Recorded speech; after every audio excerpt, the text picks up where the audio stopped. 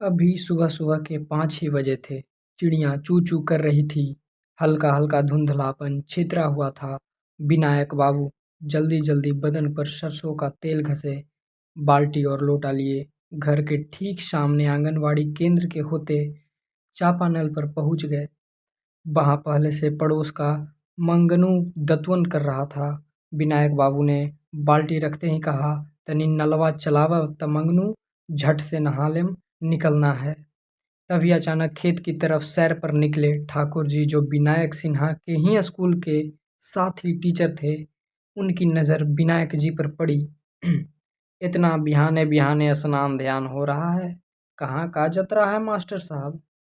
खैनी रगड़ते हुए ठाकुर जी ने पूछा।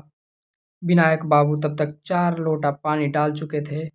गमछा से पीठ पोंछते हुए बोले, हाँ, आज तनी संतोष दिल्ली जा रहा है। वही स्टेशन छोड़ने जाना है। 10:30 का ही ट्रेन है, विक्रमशिला। अभी ई भोरे भोरे दिल्ली? ठाकुर जी ने बड़े कौतूहल से पूछा।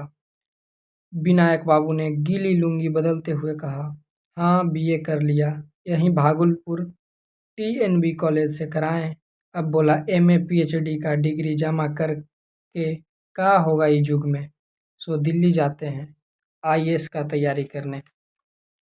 जितना दिन में लोग एमए करेगा, मन लगाई हौंक के पढ़ देंगे तो उतना दिन में आईएएस बन जाएगा। ठाकुर जी ने सहमति में सिर हिलाते हुए कहा, वो बात तो ठीक है बोला। हाँ, यहाँ कुछ भविष्य नहीं है, खाली एमए बीए के पूछता है।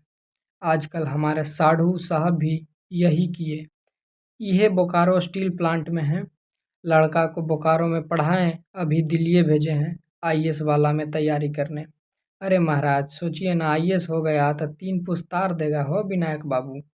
सुनते ही विनायक बाबू की आंखों में लाल बत्ती जल गई। चेहरे पर हंसी और रोमांच का मिश्रित भाव लिए खुद को सहज करते हुए बोले, देखिए, अब इतना तो नहीं पता, लेकिन हाँ, पढ़ने में ठीक है।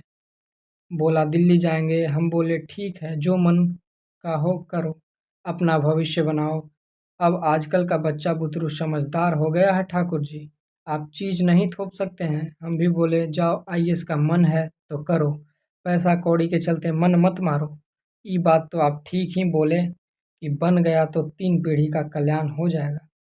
हाँ, डॉक्टर बनकर अपना करियर बना सकते हैं, इंजीनियर बनकर आप अपना करियर बना सकते हैं, पर अगर अपने साथ-साथ कई पीढ़ियों का करियर बनाना है तो आईएएस बनना होगा। यह एक सामान्य सोच थी जो हिंदी पट्टी के लगभग हर छोटे-बड़े कस्बे या गाँव में थी। शायद एक सफल लड़के की पीठ पर 3-4 पीढ़ियों को बैतरनी पार कराने की कल्पनाओं ने आईएएस को हर पढ़े-लिखे परिवार का सपना बना दिया था। वहाँ पुरवाई बहती तो उसमें भी आईएएस का नशा, पछिया बहती तो उसमें भी आईएएस का नशा, और नशा तो नशा था। आपस में बतियाते-बतियाते ठाकुर जी विनायक जी के द्वार तक आ गए। आइए, चाय पी के जाइएगा, विनायक बाबू बोले। भला क्यों न चाय पिलाएं, आखिर सवेरे-सवेरे जीवन का इतना अद्भुत और आनंद चित्र खींच दिया था ठाकुर जी ने। विनायक बाबू के मन में लोग सुबह-सुबह एक शुभ शब्द सुनने के लिए तरसते हैं, यहाँ तो ठाकुर जी ने महाशुभ बोल-बोल कर मन भर दिया था। 3 पुस्त तारने की शुभेच्छा, आह! महाशुभ। ठाकुर जी बोले, लाइए पी लेते हैं। खेत की तरफ निकले थे, लेट हो रहा है, वापस स्कूलों निकलना है। ठाकुर जी ने कुछ किया न किया पर खेत के कादो कीचड़ से पहले अपनी सुबह मीठी कर ली थी। प्राइमरी का शिक्षक सुबह की 1 कप चाय से दिन भर फुर्ती रखने की अद्भुत क्षमता रखता है, जो अक्सर वह अपने घर पर नहीं पीता। चाय पीकर कप रखते हुए ठाकुर जी जाने को हुए।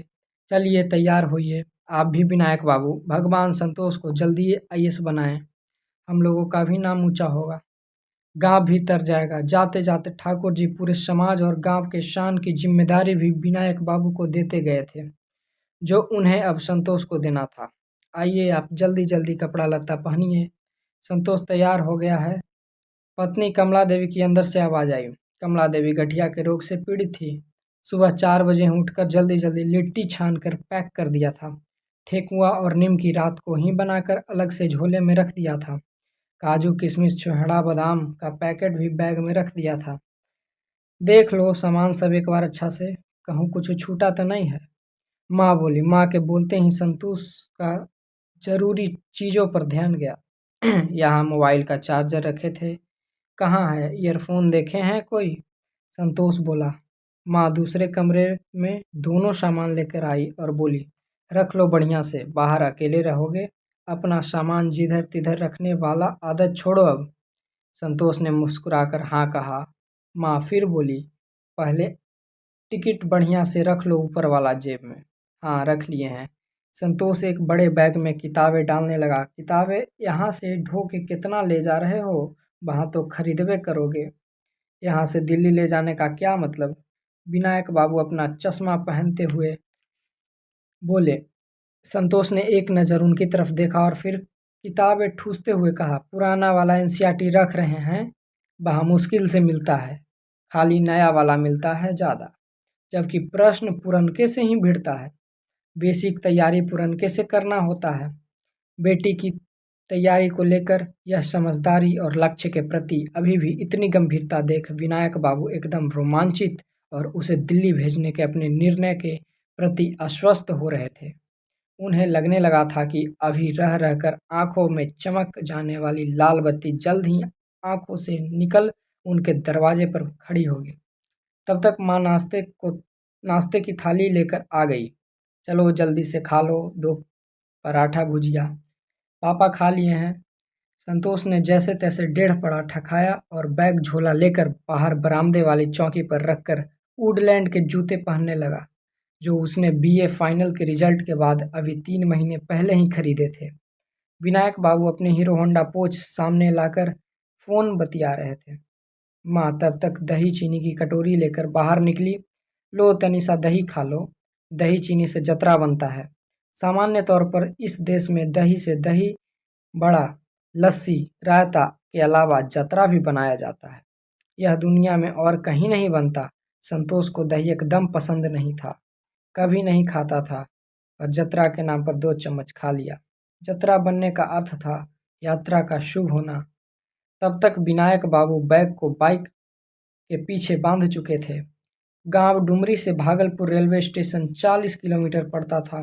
सड़क ऐसी थी कि 1.5 घंटे 2 घंटे तो लग ही जाते थे। संतोष ने माँ के पांव छुए, पीठ पर बैग लटकाया और बाइक पर विनायक बाबू के पीछे बैठ गया। 2 कदम आगे आते हुए माँ ने संतोष का सिर सहलाते हुए कहा, देखना उदास मत होना, खूब पढ़ना बढ़िया से, यहाँ का चिंता एकदम नहीं करना, खर्चा के भी मत सोचना, सब भेजेंगे पापा, तुम बस जल्दी ये खुशखबरी देना। कहते हुए माँ का गला भर आया और आंखों में आंसुओं की धार फूट पड़ी, जो माँ ने घंटों से रोक रखा था।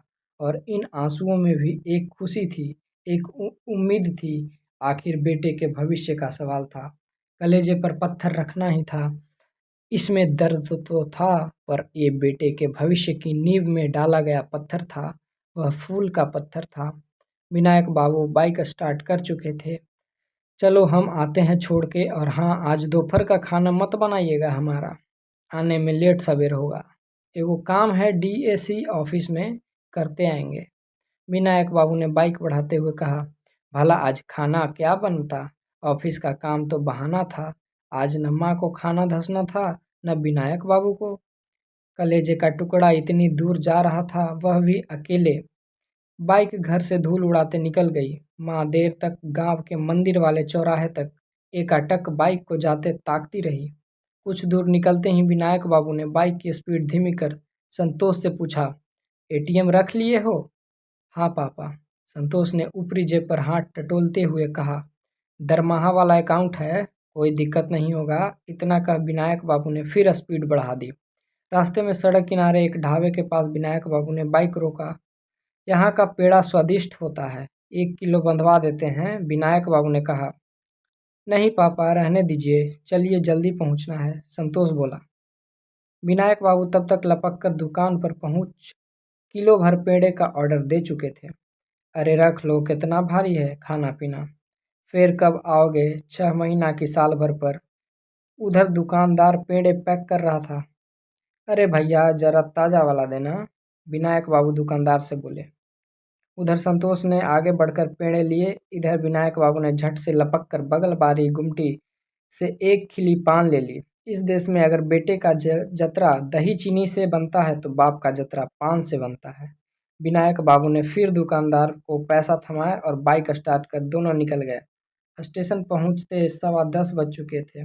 बार बार हो रही उद्घोषणा से पता चल रहा था कि ट्रेन प्लेटफॉर्म पर लग चुकी है। 10:30 में ट्रेन के खुलने का समय था। बाइक से झट उतर संतोष ने पीछे बंधे बड़े बैग वाले रस्सी खोली। विनायक बाबू झोला लेकर आगे बढ़े। तब तक लगभग ऊंचे स्वर में संतोष ने कहा, पापा प्लेटफॉर्म टिकट ले लीजिए। विनायक बाबू पहले तो अनसुने ढंग से आगे बढ़े, फिर एक क्षण रुककर प्लेटफॉर्म टिकट काउंटर की तरफ चले गए। अपने बेटे के अंदर एक सजग और कर्तव्यनिष्ठा नागरिक को गुण देखकर वे मन ही मन प्रसन्न थे और बस इसी की लाज रखने प्लेटफॉर्म टिकट की लाइन में खड़े हो गए।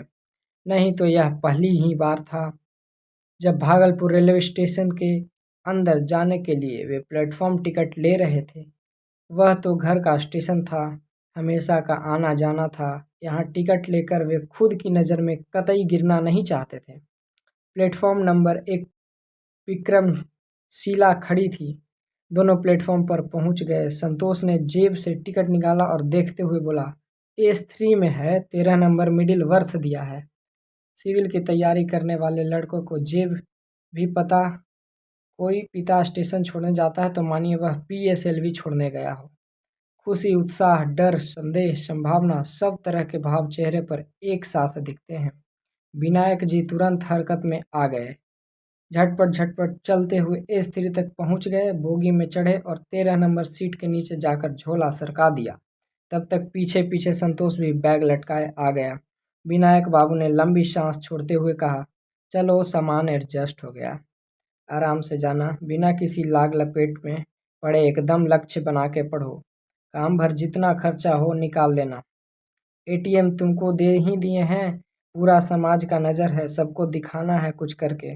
हम पैसा देने में कमी नहीं करेंगे, तुम्हारा काम मेहनत है, इसमें कमी नहीं करना। असल में एक सिविल अभ्यर्थी बेटे और बाप के बीच रिश्ते का आधार इन्हीं दो परम सत्य के आस पर मंडराता है। पिता पैसे को लेकर निश्चिंत करता है और बेटा परिणाम को लेकर। बेटे को खर्च चाहिए और पिता को परिणाम। ट्रेन खुलने का समय हो गया है। संतोष ने पिता के पांव छुए। पीठ पर एक जोरदार धौल वाला आशीर्वाद देते हुए विनायक बाबू बोगी से बाहर की ओर निकलते हुए बोले, चलो जय गणेश, पहुंच के फ़ोन कर देना। हिंदी पट्टी के क्षेत्र में कोई पिता तब तक बेटे को गले नहीं लगाता जब तक कि वह खुद से कमाने खाने न लगे। ट्रेन की सीटी बजी। रेलगाड़ी धीरे धीरे प्लेटफॉर्म से सरकने लगी। विनायक बाबू बाहर बाइक स्टार्ट कर निकल गए।